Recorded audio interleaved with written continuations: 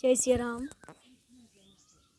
वाल्मीकि रामायण में एक प्रसंग है कि एक बार भगवान श्री राम अगस्त ऋषि के आश्रम में उनका दर्शन करने के लिए गए। कुछ सत्संग किए तो अगस्त ऋषि राम भगवान को आभूषण देने लगे। भगवान ने कहा, महाराज मैं ये आभूषण नहीं ले सकता, आप संत हैं और मैं क्षत्रिय हूँ। क्षत्रिय का धर्म दान लेना नहीं होता है, हमेशा दान देना होता है, तो मैं आपसे दान कैसे ले सकता हूँ। अगस्त ऋषि ने कहा, प्रभु आप ये दान ले लीजिए, क्योंकि इसके वास्तविक अधिकारी आप हैं। भगवान ने कहा कि ये आभूषण आपके पास कैसे आए। तो अगस्त ऋषि कहते हैं कि एक बार मैं एक घोर जंगल में तपस्या करने के लिए पहुंचा। मैंने सोचा कोई अच्छा जगह, शांत जगह मिलेगा तो भजन करूंगा। ऐसा जंगल था जो देखने में तो बहुत सुंदर है, नाना प्रकार के फल फूल भी लगे हैं, लेकिन उस जंगल में एक भी पशु या पक्षी नहीं है। मैं वहाँ गया और वहाँ जंगल के बीच में एक सरोवर है। सरोवर के तट पर बैठकर मन में सोचा कि अब यहाँ भजन करेंगे। अभी मैं बैठा था तो मैंने अचानक एक दृश्य देखा। सरोवर के तट पर, और सरोवर बहुत बड़ा था, 1 योजन चौड़ा और 1 योजन लंबा। 1 योजन में 4 कोस होता है और 1 कोस में 3 किलोमीटर होता है। तो इतना लंबा, 100 योजन का लंबा और 100 योजन चौड़ा सरोवर था। अगस्त ऋषि सरोवर के तट पर बैठे हैं तो देखते हैं कि एक मुर्दा पड़ा है जो बहुत ही सुंदर है, शरीर हष्ट-पुष्ट है। और कुछ देर के बाद आकाश से एक विमान उतरा। विमान पर बहुत सारी अप्सराएं, कोई नृत्य कर रही हैं, कोई गीत गा रही हैं, कोई मृदंग बजा रही हैं, और अप्सराओं के बीच में एक व्यक्ति थे जो दिव्य रूपधारी हैं। अप्सराएं उनकी सेवा कर रही हैं, चवर डुला रही हैं। वो व्यक्ति विमान पर से उतरे और मुर्दे को खाने लगे। जब भरपेट खा लिए तो सरोवर में आचमन करने गए। विधिवत आचमन करने के बाद अगस्त ऋषि ने उनसे पूछा कि महाराज आप कौन हैं, और इतना दिव्य स्वरूप धारण करने के बाद आप इतना घृणित कर्म कर रहे हैं। आपको देख के लगता है कि आप स्वर्ग से पधारे हैं। उन्होंने कहा, हे महाराज जी मेरी कथा सुनिए, और मैं ये मुर्दा क्यों खाता हूँ, सबको क्यों खाता हूँ, ये जरा सुनिए।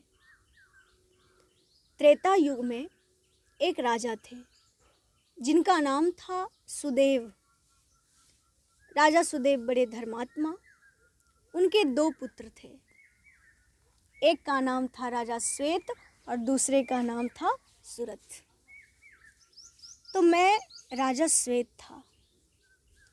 मैंने 1000 साल तक धरती का शासन किया, प्रजा का पालन किया, और जब मेरे मन में वैराग हो गया तो इसी जंगल में आके, इसी सरोवर के तट पर मैंने 3000 साल तक तपस्या किया। संजोग से तपस्या का फल मुझे मिला और मुझे ब्रह्मलोक की प्राप्ति हुई। मैं जब ब्रह्मा जी के लोक में पहुंचा, वहाँ मुझे भूख लग गया, जबकि ब्रह्मलोक का नियम है वहाँ पहुँचने के बाद किसी को भूख प्यास नहीं लगता है, लेकिन मुझे लग गया।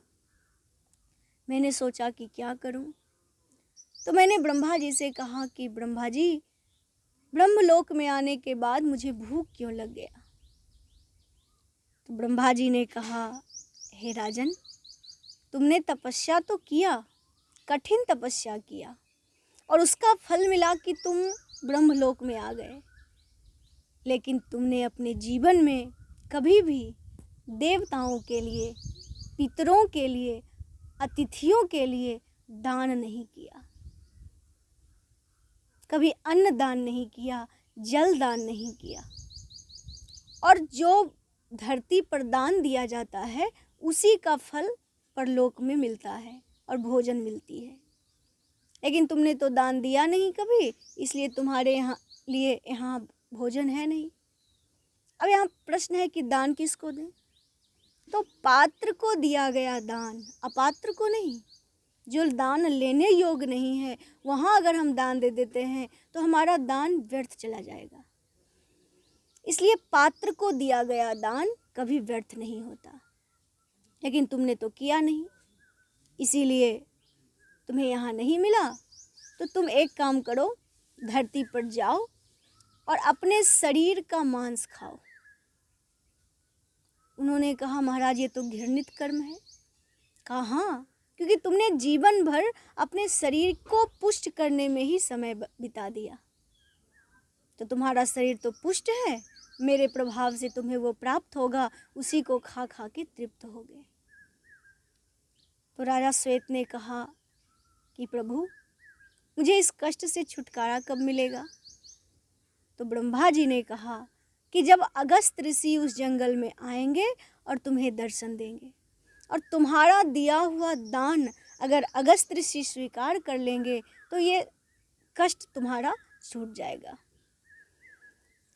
राजा श्वेत समझ गए और अगस्त ऋषि से कहते हैं महात्मन, मैं वही राजा श्वेत हूँ, आज मैं आपको दान देना चाहता हूँ और मैं ये जानता हूँ कि इस जंगल में आपके सिवा और कोई नहीं आ सकता है। आप अगस्त ऋषि हैं, मेरे दान को स्वीकार करिए। अगस्त ऋषि बहुत प्रसन्न हुए और राजा श्वेत का दिया हुआ आभूषण ग्रहण कर लिए। उनके देखते देखते सामने में जो मुर्दा था वो विलीन हो गया। राजा श्वेत का जो भूख है वो खत्म हो गया। फिर राजा श्वेत विमान पर बैठकर ब्रह्मलोक चले गए। अब अगस्त ऋषि यहाँ कहते हैं प्रभु ये जो आभूषण मुझे राजा श्वेत ने दिया था इसके अधिकारी आप हैं, क्योंकि आप राजा हैं और प्रजा का पालन आप करते हैं। और ये आभूषण दिव्य है, ये इतना दिव्य है कि इससे आप जो मांगेंगे आपको मिलेगा। इससे आभूषण मिलता है, वस्त्र मिलते हैं, अन्न मिलते हैं, जो भी मांगेंगे ये मिल जाएगा, इससे निकल जाएगा, प्रकट हो जाएगा। आप राजा हैं, इससे प्रजा का पालन करिए। ऐसा कह के अगस्त ऋषि ने भगवान श्री राम को आभूषण दे दिया। प्रभु ने स्वीकार किया और अगस्त ऋषि के आश्रम से चले गए। तो कथा कहने का तात्पर्य, अगर जीवन में अवसर मिले, कोई भूखे व्यक्ति, प्यासे व्यक्ति, दीन दुखी दिख जाए और आपके पास सामर्थ्य है तो उस अवसर को चूकना नहीं है, उस अवसर का लाभ लीजिए। अन्नदान महादान, उसमें भी बना हुआ भोजन अगर किसी को करा दिए तो ये सबसे बड़ा पुण्य का कर्म है। तो इसलिए दान इसी भाव में किया जाता है। दान दीजिए और आनंद पाइए। जय सिया राम।